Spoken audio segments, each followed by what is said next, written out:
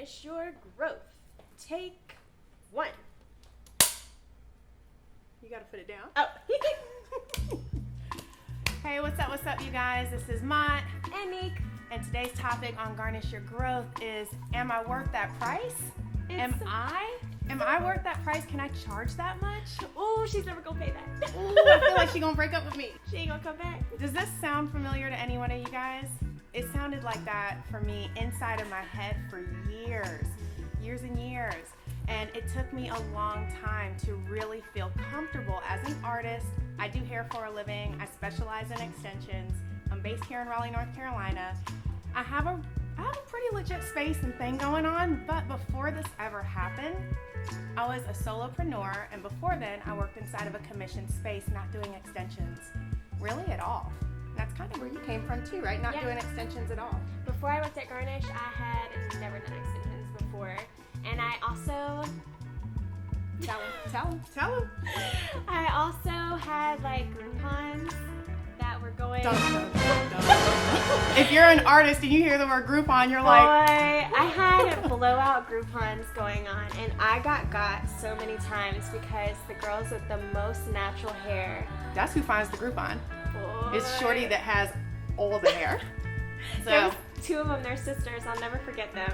and they're probably watching this right now. I love you guys. Y'all had great hair. I just wasn't ready. So before we get into today's topic, I want you to go ahead and click that subscribe button so that you guys never miss an episode. We really try to work super hard on what kind of content that we produce because we really want to bring value to not just the creatives inside of the beauty industry, but really all creatives, no matter if you are a videographer who's shooting this video, or if you're a tattoo artist, anybody that's inside of a creative space, I feel might need to have this conversation. So getting back to the subject, am I worth that price? So extensions honestly have such a bad rap for they're super expensive. They're gonna do X, Y, and Z to your hair. There was a lot of times inside of me trying to build this platform for myself that I was talked down to. A lot of my coworkers, I don't know, I feel like when I was trying to get it started, it's not like they were meaning to squash my dreams, but they were just looking at me like, girl, ain't nobody gonna pay that. You're in Raleigh, North Carolina. First of all, you're in North Carolina. And in the time, I was in a really tiny space in Cary, and I was at a commission salon in the mall. And it was probably one of the wackest malls ever. No offense to Cary Town Center, but if you are from North Carolina and you already know, Cary Town Center had a J.C. Penney's and I think a Dillard's, and that was it as the anchors. So that already tells you what the mall was like. So here I am trying to march around and do these extensions, but it never really ended up working out because I didn't have the confidence that it took. I hadn't put in the legwork. I was not a master. I was really just getting started, but I didn't really have a lot of guidance and coaching. I didn't really have someone that was my mentor to help me and train me inside of that field. So that's really what I want to bring to you today, is to really share with you why it is important to know your worth, why it's also super important to make sure that you can not just practice what you preach, but that your prices are valid. Your prices represent quality. Ooh, that's so important. Your prices represent hard ass work and the time it took to build up this technical ability so that you can feel really good with your shoulders back about charging said prices. So Nico Jones. Yes. When you first started with these Groupons, first of all, you almost killed your girl. I was like, you have a what? And because I'm Honest Abe, I'm like, okay, I have a lot of integrity. That's one of the values that's really important to me. But she already had a Groupon out when we hired her, so we honored this Groupon. She did. She honored the Groupon. I will say, in coming to Garnish, I felt like this was my biggest level up ever. And it was. And it made me really uncomfortable. I came in as the youngest stylist, and with having a mentor and with having an amazing space, there's something about self-worth that is so important whenever you're a creative and you're charging a price, especially when you invest in yourself and you are putting in the time and the effort and the hard work to really master your craft. You have to own that. Those are your receipts and the backup that really support your prices. So understand that you are worth what you charge, and you have to stick to it. having that Groupon was just saying like, hey, I need you to come fill this space, so I'll take whatever you can give me. But really switching your mindset around and knowing that what you're bringing to the table is something that no one else can offer. So your price is your price, and if they want to work with you, they will pay it. Period. Wow, wow.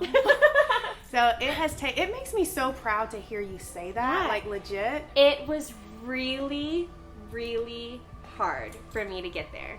So one of the first things that I train my team on is how to give a proper quote. Mm-hmm. So I feel inside of a creative space, if you're taking your creative art seriously, you want it to be presented in the form of a business, right? Mm-hmm. Right. Yes, agreed. So whenever you're giving a qualified lead or a client your price point, you don't want to give them the price point all willy-nilly, crumpled up.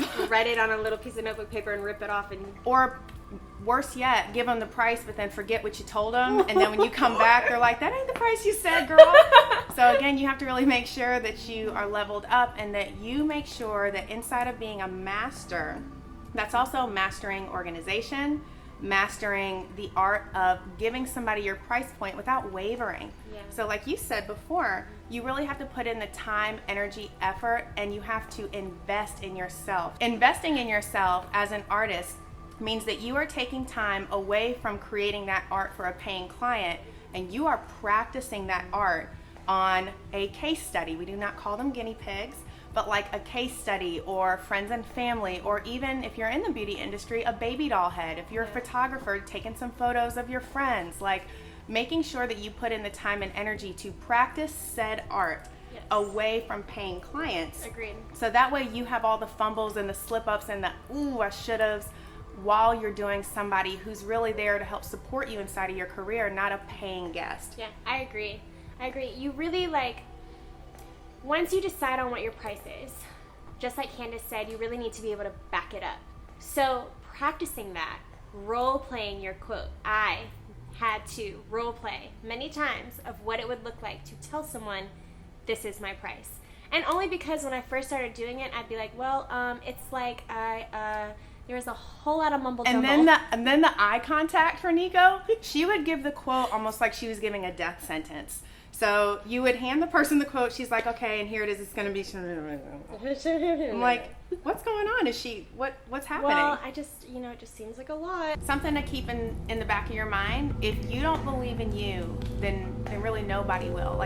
You can't just instantly have confidence, but you can help build confidence through practice, through perseverance, through a little bit of grit and muscle that really not everybody has. So if you want to be able to say that you're charging, good prices, if you're charging what you're worth, you personally have to put in the time, and with that time comes confidence. You really have to face it until you make it. Yeah. Faking it isn't really an option, right? No. You really just want to face the hard work. You want to face and overcome all the challenges. It's not easy to be worthy. Yeah, I think that you have to be comfortable with being uncomfortable. In any facet of growing, you have to be comfortable with being uncomfortable, and you have to really understand your worth. And that goes way deeper than what we can fit into our segment, but self-worth is the most important, and it will shine through with your confidence. I talk to a lot of artists, especially hair extension artists, that are really just trying to get their business off the ground like I was for so many years, and they want to discount prices. So I just want to touch on the discount really quickly.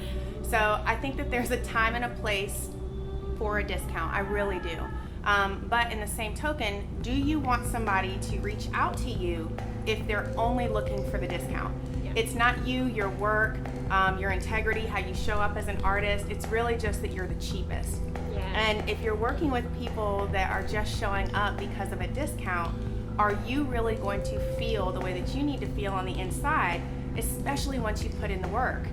Once you put in that work and you are qualified to charge those prices, because education ain't cheap. No, it's not. Investing in yourself is not cheap, whether you pay for it with time or you pay for it with just finances, like you actually taking time to go to conventions and to learn underneath someone, to have a mentor. Yeah. All these things cost money.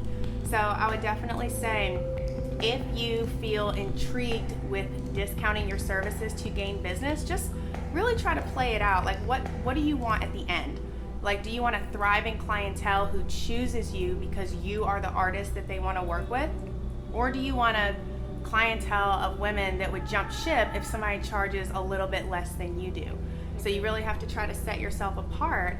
And I think, again, when it comes to discounting, I think that's one of the easiest things for people to do inside any industry, really, is to discount that service. But then, I don't know about you, but that would make me so resentful. Yeah. Like, as I'm going through the service, I'm like, I should not be charging this little bit. Being the one who discounted her services for very many years, I would say that in those services, especially too if you're running late or if you're working hours that you don't want to be working, and then you're also charging less than what you would have normally charged, like, it just doesn't feel good. And I feel like that seeps out of you in some way, shape, or form. In our industry, we're hands-on, we're touching people, we're feeling them, like the energy is there, the vibes are being shared, and you really want to make sure that what you're giving is always good. And if you feel bad on the inside about something that you're trying to do, like, it's gonna show, man. It's gonna show, and just energetically speaking, it will show. Even if you have a swirl on your face, can't hide it. You can't hide it. You can't hide it. I say that you're gonna hate performing a service that you really should feel confident about if you are undervaluing yourself and not charging what you're worth. So I'll leave you with, if you are worthy, which you are, Absolutely. which you are, like, if you're taking the time to watch this episode, you're already starting to train your brain on, what do I need to do to show up, to really charge what I'm worth, and to show up as the artist that I really want to be. I'll leave you with, every client is not your client. Like, there's so many people in the world, there's billions of people. So let those people that are attracted to you, that are attracted to your energy, that are attracted to your art, the way that you put a spin on something, that's your person. Those are your people. Yeah. So if you are trying to really reach out to those people, like, let them find you, like, cater to them, and don't try to grab a hold of everyone, because that's when you start getting really tired. You were gonna say something? Yeah, I was gonna say, like, if you have a clientele full of people that are maybe not your ideal clientele, you don't have any room for the people who are meant for you to come. So don't be afraid to have gaps and open spaces at first. That is your opportunity for who's meant for you to come. So you might have to experience a little bit of weirdness at first, but it's just the open door for the people who are meant to be sitting in your chair or meant to be working with you. Yeah. You killed that. Thank you. I was gonna say something after that, but really I don't even think it needs anything. I think that you need to create a vision, like she was saying, and just work towards that. So if we can leave you with anything, let's try to get like one big, like, major thought. Let me find it. Okay. So when it comes to, are you worth the price? You are. You are worth the price. Do the work to make sure that you can stand up tall and confident with integrity and offer your service, and make sure that it's a fair fight that you put into creating that for yourself, and the people will come. They'll see that dedication, they'll see your drive, and they will find you. Yeah. Believe in you, man. If you do not believe in you, you cannot expect anybody else to. All right, you guys, so you know what time it is. Coming to an end. This is Mott Emmy. signing off.